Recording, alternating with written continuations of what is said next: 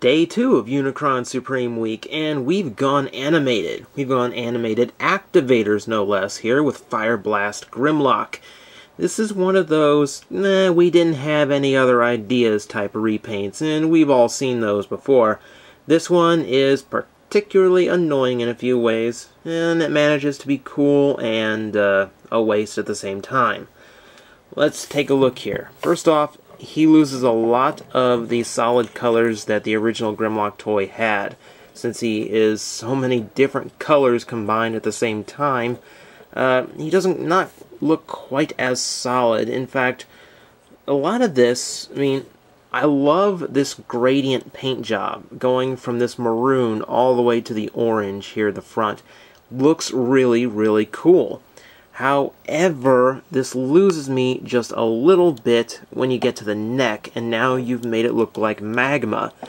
You've gone from going to one extreme to another. If this had been painted this same orange color instead, it'd look brilliant. It'd be perfect. And, I wouldn't mind this so much. Unfortunately, it does not do that. I could say the same thing here on the tail. It tries for a similar gradient effect, but in the opposite direction. It goes from orange trying to get to yellow. And, I don't know. I don't know. It seems like they were running out of ideas for deco on this one. He's got these little beady eyes, so small details confirmed. And he's got a little articulation. The jaw can be opened. His little tiny hands, they do move up and down. And his legs, fully posable. You can even move them outward a little bit if you want. And ankle joints. So you've got a little posability in this guy. So that's always nice for a beast mode. But overall, the color scheme just seems confused. Like it's not quite sure what it wants to go to. It knows it wants to do fire. Even these very subtle, very, very hard to see details, where it looks like it wants to add these really dark fire elements to it, really doesn't do a lot, does it? It doesn't add to the color scheme, doesn't add to the paint job. There's like 3 different fire schemes going here, and they weren't really sure which one to go with. Extra deco, okay, there's an Autobot symbol there, and they left a little gap for an Autobot symbol there. Redundant! So how about we get this thing into robot mode, and we'll see what it's all about in that mode. Oh wait, it's an activator, I almost forgot. So let's see if we can't get this thing to flip in one shot. Now, you notice, I should notice, underbelly. Everything flips out from the underside. It's supposed to hold there, not quite doing. The peg's supposed to hold, it's not quite managing it. Oh well. This is the tab, we flip it, and we'll see how much Grimlock we get. Not a whole lot. Here, let me try that again. Maybe it's the jaw being open. I'm not quite sure what happened there. Try this again. Ah, there we go. Went in a completely different direction. I'm not sure. I'm not sure what happened there. To get a little bit more you have to do. Open the legs, fold the feet, and completely readjust the arms and hands.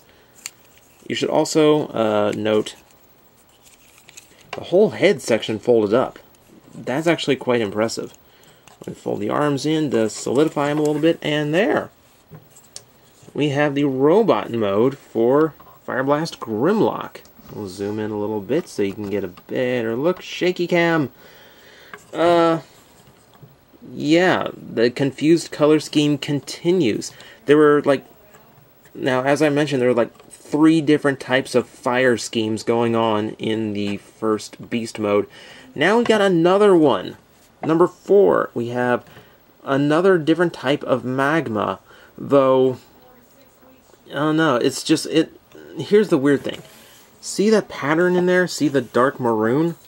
Yeah, see, that's all of the gold that was on the first one, I believe. It's a very solid, consistent pattern, which makes it look like part of the robot, which means these orange striking little lines here end up looking like lightning bolts over his robot chest, not the broken up magma that they have here.